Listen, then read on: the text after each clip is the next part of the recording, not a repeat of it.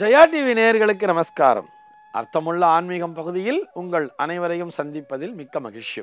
இன்னைக்கு நம்ம என்ன பார்க்க போறோம் சொல்லி பார்த்தோம்னா, ஒரு நேயரினுடைய கேள்விக்கான விடையைத்தான் பார்க்க போகிறோம்.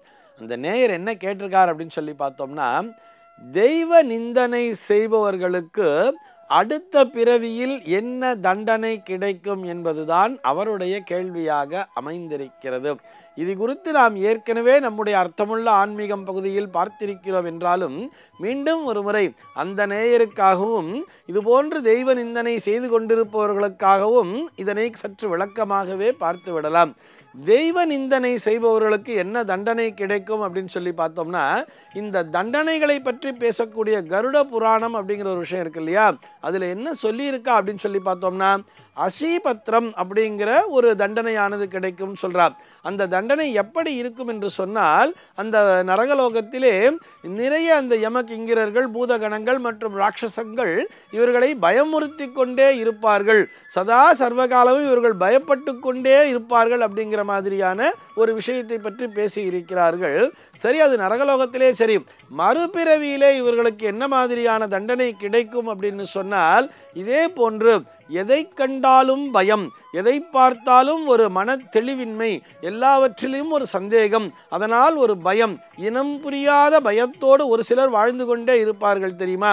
நம்ம அவங்கள பார்த்துட்டே இருப்போம் தெரியுமா. அதாவது காரணமே இல்லாமல் பயப்படுவார். சின்னதாக பஸ்ஸில் ஏறினா கூட இந்த பஸ்ஸு நல்லபடியாக போகுமா, இது போகிற வழியிலே ஆக்சிடென்ட் ஆகிட்டா என்ன பண்ணுறது அப்படிங்கிற மாதிரி ஒரு எண்ணம் வரும். ஃப்ளைட்டில் போகும்போது கூட அது மாதிரி ஒரு பயம் வரும். ஃப்ளைட்டில் போகும்போது பயம் வந்தால் கூட பரவாயில்ல, சாதாரணமாக ரோட்டில் நடந்து போகும்போது கூட நான் நடந்து போகிற யாராவது வந்து மோதிட்டா என்ன பண்ணுறதுன்னு சொல்லிட்டு ஒரு வித பயத்தோடையே நடந்து கொண்டிருக்கும் பொழுது அவர்களால் அந்த காரியத்தை வெற்றிகரமாக செய்ய இயலாமல் தவித்து போவார்கள் தெரியுமா. வாழ்க்கையிலே நிறைய அவமானங்களையும் அவர்கள் சந்தித்து கொண்டிருப்பார்கள். இது போன்ற மனிதர்கள் எல்லோருமே போன பிறவியிலே தெய்வ நிந்தனை செய்தவர்கள் என்பதை புரிந்து கொள்ள வேண்டும். அறிந்தும் அறியாமலும் அவர்கள் தெய்வ நிந்தனையை செய்திருந்தாலும் கூட ஏதோ ஒரு புண்ணியத்தை செய்ததன் காரணமாகத்தான் இந்த ஜென்மாவிலே அவர்கள் மானுட பிறவியினை அடைந்திருக்கிறார்கள். ஒரு சில பேர் பார்த்தோம்னா தெய்வ நிந்தனையையும் செய்து கொண்டிருப்பார்கள். இந்த கிடைத்தற்கரிய அந்த மானுட பிறவியை பயன்படுத்தி கொள்ள தெரியாமல் மற்றவர்களை துன்புறுத்தி கொண்டிருப்பார்கள் தெரியுமா. மற்றவர்களை அதுபோல் துன்புறுத்தும் பொழுது அவர்களுக்கு என்ன மாதிரியான பிறவி கிடைக்கும்னு சொன்னால், அதாவது இழிபிறவின்னு சொல்கிறார். இழிபிறவின்னு சொன்னால் மனித பிறவி என்பது கிடைக்காமல் ஏதோ ஒரு மிருகமாக பிறந்து சதா சர்வகாலமும் இந்த மனிதர்களால் அடிக்கப்பட்டு, இப்போ இந்த ஒரு சில இதெல்லாம் பார்த்தோம்னா இந்த தெருநாயெல்லாம் சுற்றின்னு இருக்கும், அது கூட பார்த்தோம்னா அது அருவருப்பாக ஒரு சொருநாய் போல் சுற்றி கொண்டிருக்கும். அதனை பார்ப்பவர்கள் எல்லோருமே கல்லால் அடிப்பார்கள் தெரியுமா. அதுபோக அந்த நாயும் பயந்து கொண்டே வாழ்ந்து கொண்டிருக்கும். யார் நம்மளை அடிச்சிருவாளோ, இந்த பக்கம் போனால் இங்கே இவங்க அடிப்பாங்களோ, அந்த பக்கம் போனால் இன்னொரு நாய் வந்து நம்மளை கடிச்சிடுமோ அப்படிங்கிற மாதிரிலாம் ஒரு பயத்தோடே சுற்றி கொண்டிருக்கும் போருங்க.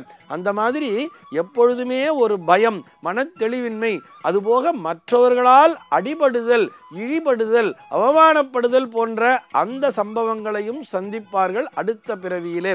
அதே நேரத்திலே தெய்வ நிந்தனை செய்பவர்களிலும் ஒரு சில பேர் என்ன பண்ணுவான்னு பார்த்தோம்னா, அந்த நாத்திகவாதிகளாக இருப்பார்கள்.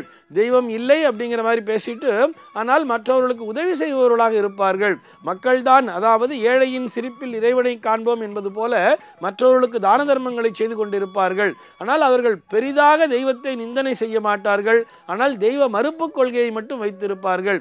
இவர்களுக்கு மறுபிறவி என்பது கிடைக்கும். ஆனால் இவர்கள் மறுபிறவியிலே மனிதர்களாகவே பிறக்கக்கூடிய அம்சம் என்பது இருக்கும். ஆனால் சதா சர்வகாலமும் ஒரு பயந்த வாழ்க்கையை வாழ்ந்து கொண்டிருப்பார்கள். இதைத்தான் அந்த அசீபத்திரம் என்பது தெளிவாக சொல்கிறது. ஆக தெய்வ நிந்தனை எந்த காலத்திலுமே செய்யக்கூடாது. அடிப்படையான ஒரு விஷயம் என்ன தெரியுமா, நமக்கும் மேலே ஒரு சக்தி இருக்கிறது என்பதை நாம் எல்லோருமே நம்பிக்கொண்டுதானே இருக்கிறோம். அந்த சக்தி தான் நம்மை இயக்கி கொண்டிருக்கிறது. அந்த சக்தியை வழிபடுவதில் என்ன தவறு என்பதை யோசிக்க வேண்டும். இதுதான் உண்மையான பகுத்தறிவு என்பதையும் புரிந்து கொள்ள வேண்டும். ஆக நாத்திகம் மறப்போம், ஆத்திகத்திலே ஈடுபடுவோம், இறை சக்திகளை நம்புவோம், இறை வழிபாட்டினை தொடர்ந்து மேற்கொள்வோம், பயமில்லாத வாழ்க்கையை வாழ்வோம். சர்வே ஜனாஹ சுகினோ பவந்து.